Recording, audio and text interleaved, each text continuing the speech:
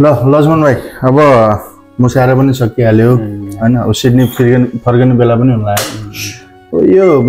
अब 2-4 घण्टा बाँकी छ अब 3-4 घण्टापछि त हाम्रो फ्लाइटै छ क्यारे गजल सुनाउँ त यार अरु हिजोकोले पुगेन कि अलिकति दुईटा गजलले पुगेन हैन पुग्दा नि पुग्दैन हामीलाई चाहिँ सुन्न हामीलाई चाहिँ कहाँ पुग्छ त त्यही भने भेटेको बेलामा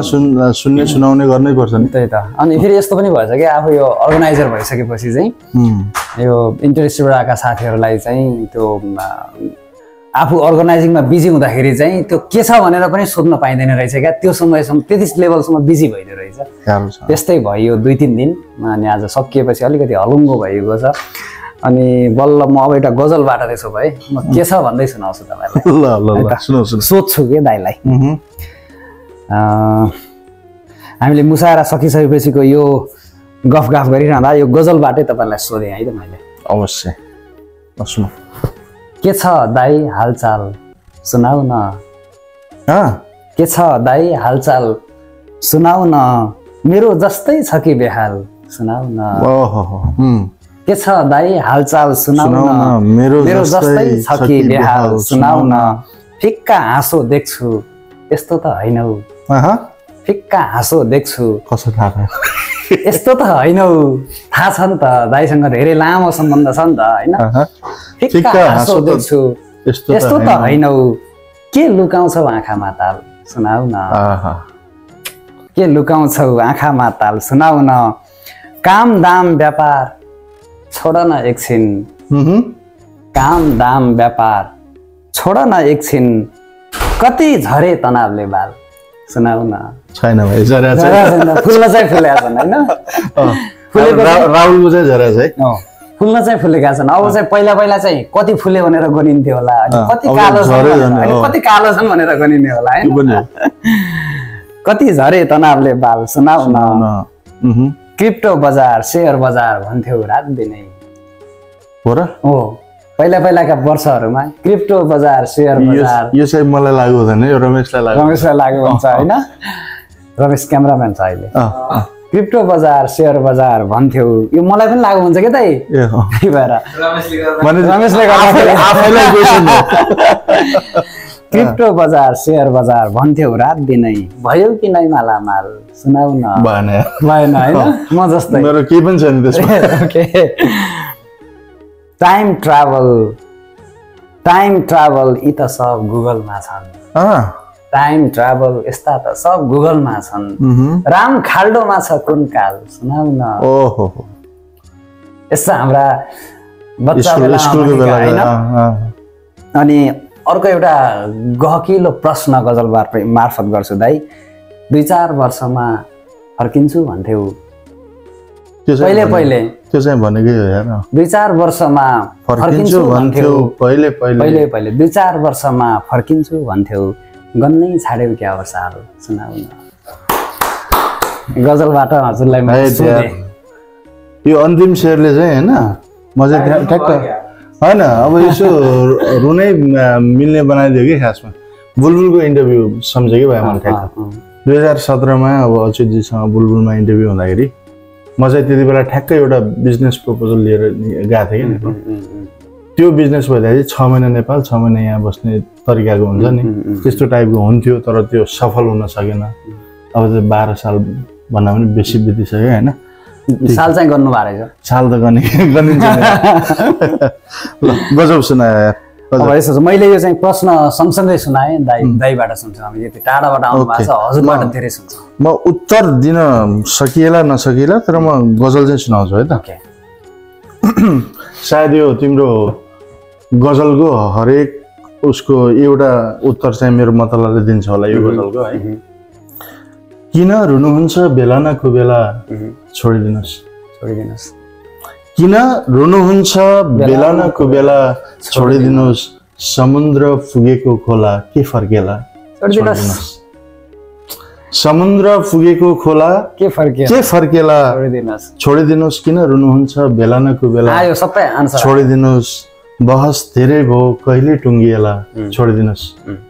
बहस धेरै भो कहिले टुङ्गिएला छोडिदिनुस् भो अब को हो गुरु को चेला छोडिदिनुस् गजब दाइ भो अब को हो गुरु को चेला छोडिदिनुहोस् किन रुनुहुन्छ बेला न कुबेला छोडिदिनुहोस् जिन्दगीको परिभाषा सोध्नेहरूलाई यो उत्तर जिन्दगीको परिभाषा सोध्नेहरूलाई यो उत्तर बुझे यही मेला नबुझे झमेला छोडिदिनुहोस्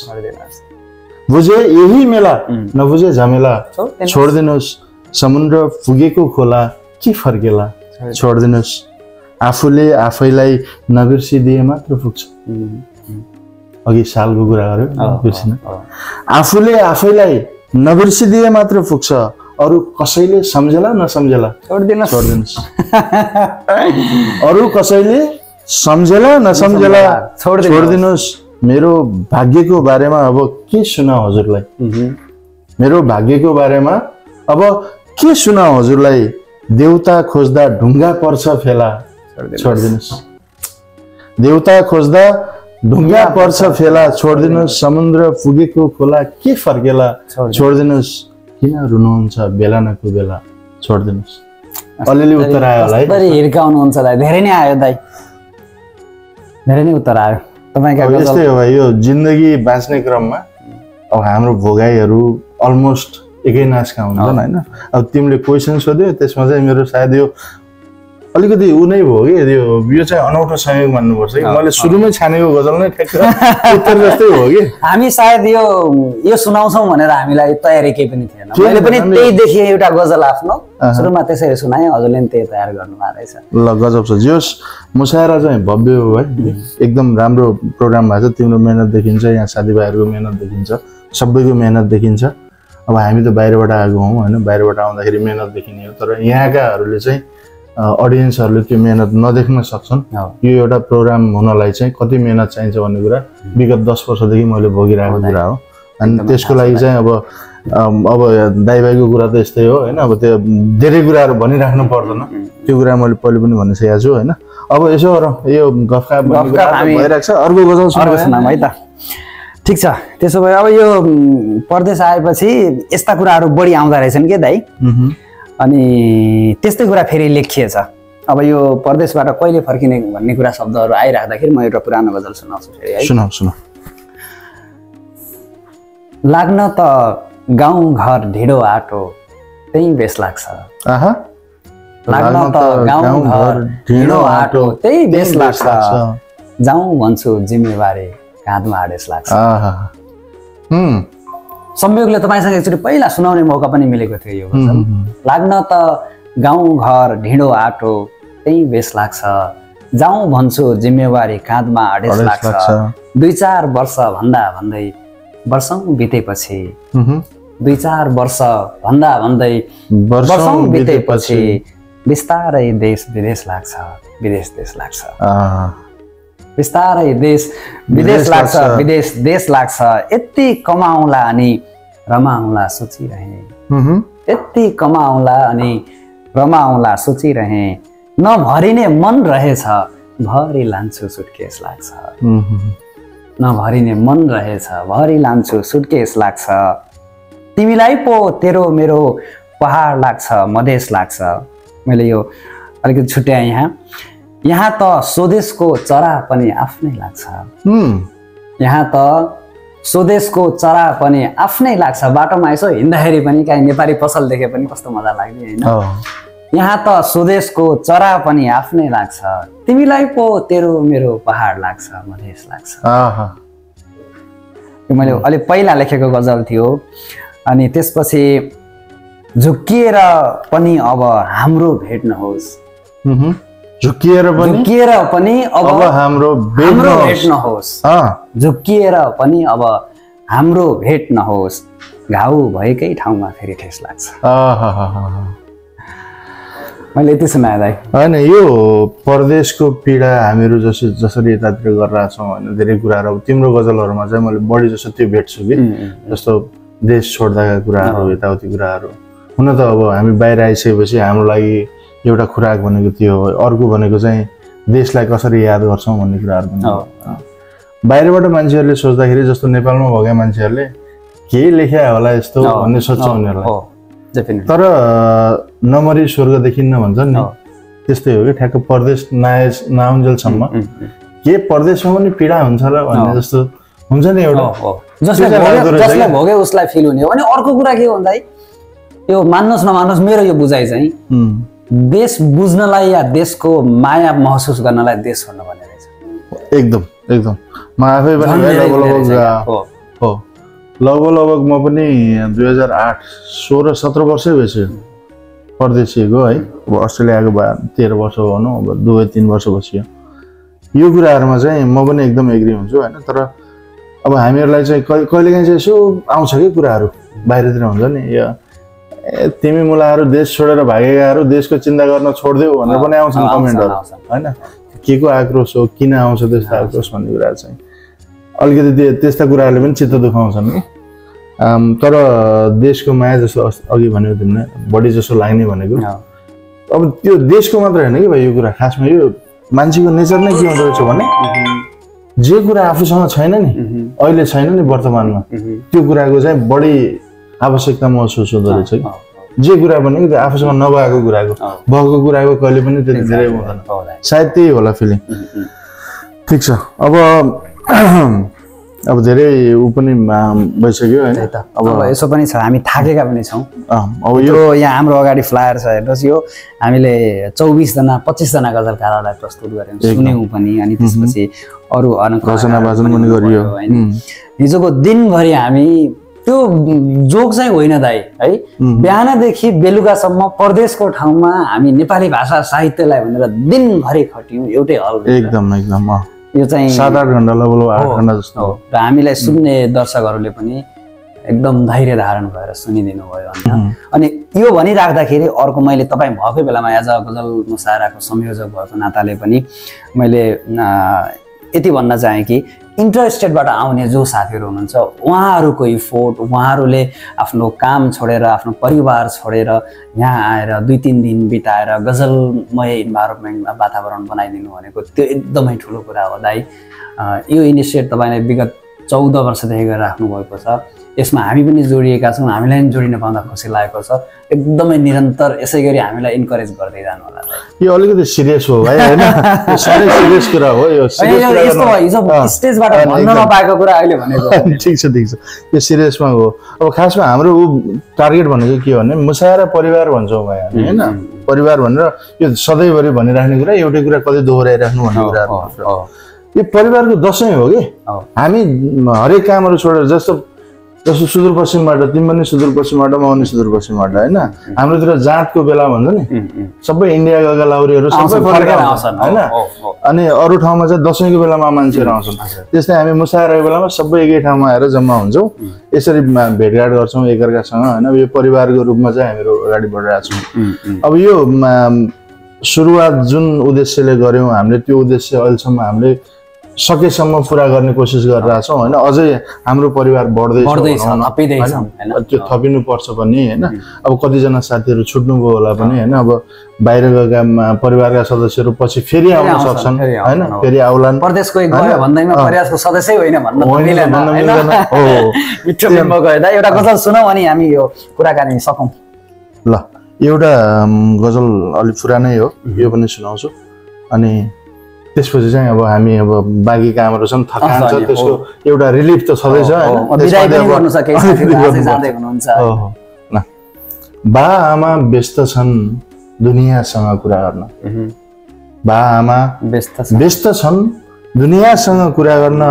बच्चाहरू विवश छन् गुडियासँग कुरा गर्न। बच्चाहरू विवश छन् गुडियासँग कुरा गर्न, बा आमा व्यस्त छन् दुनियाँसँग कुरा गर्न। तपाईको कुरा बदलिन सक्छ उता पुग्दा नपुग्दै, तपाईको कुरा बदलिन सक्छ उता पुग्दा नपुग्दै। अब त छोडिदिनुस् बिचौलियासँग कुरा गर्न, अब त छोडिदिनुस् बिचौलियासँग कुरा गर्न। बच्चाहरू विवश छन् गुडियासँग कुरा गर्न, शेरहरू गर्जन्छन् गजल रिमझिम बर्सिन्छ। शेरहरू गर्जन्छन् शेरहरू गर्जन्छन् हैन त, शेरहरू गर्जन्छन् गजल रिमझिम बर्सिन्छ। जब थाल्छ रदीपले काफियासँग कुरा गर्न, रदीपले काफियासँग कुरा गरे भने के हुन्छ? कोअर्डिनेसन हुनु पर्यो नि त। जब थाल्छ रदीफले काफियासँग कुरा गर्न शेरहरू गर्जन्छन् गजल रिमझिम वर्षन्छ जब थाल्छ रदीफले काफियासँग कुरा गर्न बच्चाहरू विवश छन् गुडियासँग कुरा गर्न ए भित्ताहरू किन जिस्क्याउँछौ घरिघरि ए भित्ताहरू किन जिस्क्याउँछौ घरिघरि अघि मैले हाम्रो सिंगल भाइहरू पनि देखाएको थिएँ ए ल यो सुन्स पनि सिंगलै रहेछ आजको लागि ओके ए भित्ताहरू किन जिस्क्याउँछौ घरिघरि ए भित्ताहरू हो किन जिस्क्याउँछौ घरिघरि रहन नै त कहाँ हो र तकियासँग कुरा गर्न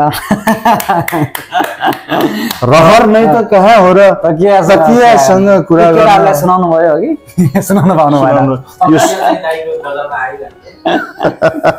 डबल बेड अब यो हामी परदेशमा अथवा घर छोडेर हिँडेकाहरूको लागि समर्पित शेर छ वर्षौं भयो यो बजारमा रमेश जस्तो गरिरहेको अभिनय गरेको वर्षौं भयो यो बजारमा रमेश जस्तो गरिरहेको वर्षौं भयो यो बजारमा रमेश जस्तो गरिरहेको मन मनै तडपिरहन्छु हटियासँग कुरा गर्न मन मनै तडपिरहन्छु हटियासँग कुरा गर्न बच्चाहरू विवश छन् गुडियासँग कुरा गर्न चरा छन् जङ्गल छन् नदी छन् मेरा लागि अघि चराको कुरा चरा छन् जङ्गल छन् नदी छन् मेरा लागि चरा छन् जङ्गल छन् नदी छन् मेरा लागि अरू कसलाई फुर्सद छ दुखियासँग कुरा गर्न अरू कसलाई फुर्सद छ दुखियासँग कुरा गर्न बच्चाहरू विवश छन् गुडियासँग कुरा गर्न अब यो गजलको अन्तिम शेर छ भाइ सधैँ गुनासो गरिरहन्छ सुनसँग चाँदीसँग सधैँ गुनासो गरिरहन्छ सुनसँग चाँदीसँग सधैँ गुनासो गरिरहन्छ सुनसँग चाँदीसँग किन खोज्दैन फलाम खियासँग कुरा गर्न भाइ कडा कडा हो किन खोज्दैन फलाम खियासँग कुरा गर्न सधैँ गुनासो गरिरहन्छ सुनसँग चाँदीसँग किन खोज्दैन फलाम खियासँग कुरा गर्न बच्चाहरू विवश छन् गुडियासँग कुरा गर्न बामा व्यस्त छन् दुनियाँसँग कुरा गर्न दाइ यस्तै वजनदार गजलहरूले हो मलाई जस्तै अहिले यो अर्गनाइज गर्दा म लगायत मेलबर्नका टिमहरू मिलेर हामीले अर्गनाइज गर्यौँ नि यस्तै सुन्दाखेरि चाहिँ त्यो फुल्ली हाम्रो मेहनत हुन्छ नि त्यो चाहिँ अब पेड अफ भयो भन्ने फिल हुन्छ हामीलाई के यस्ता शेरहरू सुन्दाखेरि चाहिँ अनि कोसिस गरिन्छ भाइ मैले भने नि त यो एकअर्कालाई सुन्ने वातावरण हामीहरूले एकअर्काबाट सिक्ने कुराहरू होइन धेरै कुराहरू हुन्छ नि त यो सिक्ने क्रम भन्ने चलिरहनु पर्छ है अब यो कस्तो नै एउटा परिवारमा एउटाको चाहिँ एउटा रुचि हुनसक्छ एउटाको अर्को रुचि हुनसक्छ तर हाम्रो कमन रुचि भनेको के हो त साहित्य गजल दुइटै हो नि त हाम्रो कमन रुचि भनेपछि त्यो बाहेक अरू हाम्रो पर्सनल लाइफहरू छँदैछ होइन अरूतिर कसैलाई के मन पर्ला कसैलाई कार रेसिङ मन पर्ला रे कसैलाई बाइक रेसिङ मन पर्ला होइन यस्तो कुरा बाँध्ने डोरी भनेकै साहित्य एउटा साहित्य हो ठिक छ त अब अर्को मुसायराको बारेमा सोचौँला यो यसका भिडियोहरू आउनेछन् त्यसको मजा लगाउँला अनि त्यसपछि चाहिँ अर्को मुसायरा हामीले कहाँ गर्छौँ सल्लाह गरौँला ठिक छ अभियान निरन्तर अर्को दशैं कहाँ हुन्छ हाम्रो ल आजलाई यही कुराकानी अन्त्य गरौँ है हैन ल ठीक छ भाइ अब हुन्छ ल जोस यो राम्रो भएको छ हैन म चाहिँ खुसी छु मेलबर्नको पहिलो मुसायरा हो तर पहिलो मुसायराले अब यहाँ चाहिँ यो एउटा माहौल बनाएको छ नि जुन यो माहौललाई चाहिँ कन्टिन्युटी चाहिँ दिनुपर्छ है अब लेख्ने अब सिक्न चाहने साथीहरूलाई चाहिँ सकेसम्म एउटै परिवारमा हामीले उनीहरूसँग पनि सिक्ने आफूले पनि सिकाउने आफूले जानेको कुरा सिकाउने त्यो चाहिँ कन्टिन्यू गरौँ अरू बाँकी त त्यस्तै छ नि दाइ भाइका कुराहरू हुँदै गर्छन् सधैँ हैन भाइ ल ल अब फेरि कुराकानी गरौँला है त थ्यांक यू ल बस